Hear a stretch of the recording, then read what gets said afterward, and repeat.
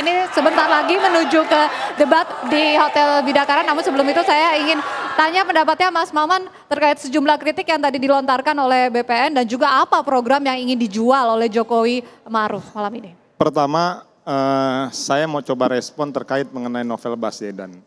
Sudah didorong oleh pemerintah untuk membentuk TGPF, Tim Gabungan Pencari Fakta. Kalau tadi misalnya ada ketidakpercayaan publik terhadap institusi kepolisian kita, didorong, diperlebar, artinya diperkuat, yaitu dengan membentuk Tim Gabungan Pencari Fakta, di mana KPK juga masuk di situ, dan beberapa instansi-instansi terkait.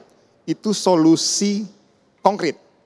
Nah, tinggal bagaimana sekarang kita sama-sama mengawal itu dan untuk mendorong agar percepatan proses kasus Novel Baswedan ini bisa terselesaikan. Itu yang pertama.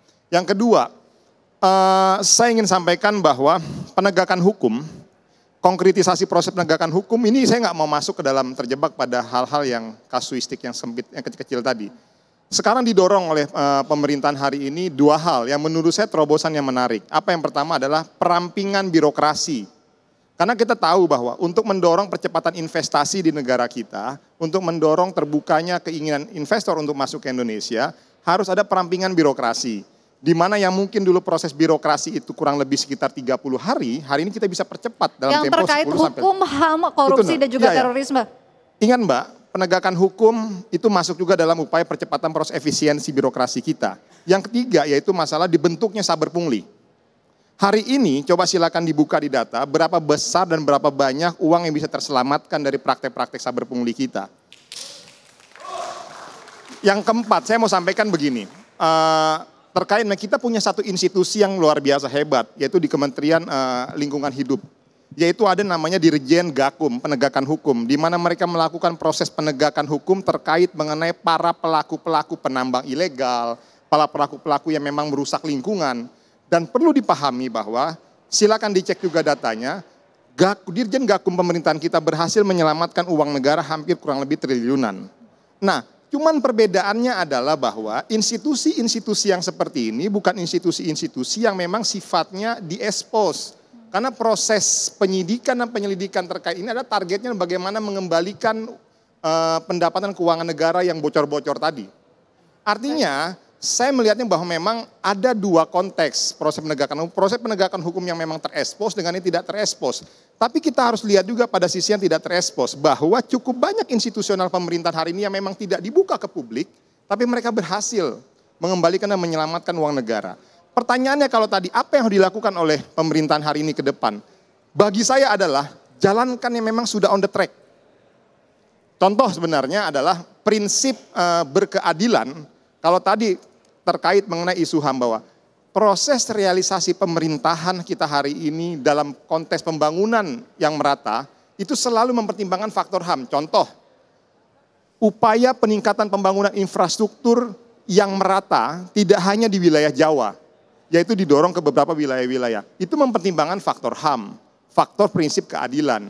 Namun saya ingin tegaskan bahwa kalau pagi saya hari ini bahwa bagaimana bagaimana mengenai program yang didorong ke depan adalah mempertahankan konsistensi program pemerintahan hari ini yang pro kepada prinsip berkeadilan kepada masyarakat. Baik.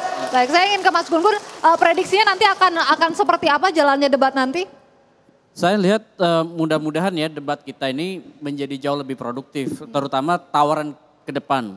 Tema apa yang akan menjadi saling serang antara keduanya? Ya kemungkinan hak asasi manusia itu akan rame, termasuk juga korupsi.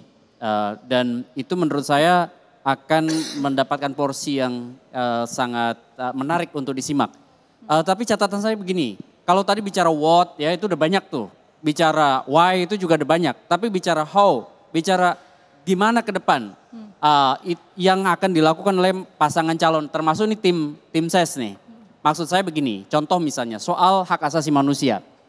Ini kan banyak kasus-kasus hak asasi manusia yang kemudian mandek penyelesaiannya. Dan itu kan tentu harus ditanya ke pasangan calon dan tim ses. Sejumlah kasus-kasus besar itu bagaimana menyelesaikannya. Tadi saya sudah sebut misalnya kasus Munir misalnya, kasus Manggi 1, Manggi 2, Talang Sari dan lain-lain. Itu how. Kemudian yang kedua, soal korupsi. itu kan ada institusi KPK. Banyak sekali orang yang mau melemahkan institusi ini. Sekarang political will dan goodwill, niat baik dan niat politik dari pasangan calon untuk memperkuat KPK seperti apa? Misalnya apakah memperkuat fiskalnya, memperkuat anggarannya, memperkuat proses-proses yang kemudian terkait dengan regulasi yang seringkali berupaya dilemahkan di Senayan, di DPR, kan selalu ada upaya-upaya untuk melemahkan itu. Maksud saya ini proses ini perlu lebih jelas, terutama menurut saya itu keajekan argumentasi memperkuat penegakan hukum, pemberantasan korupsi, mengantisipasi perilaku dan pergerakan terorisme di Indonesia. Nah, ini yang menurut saya lebih penting ke depan.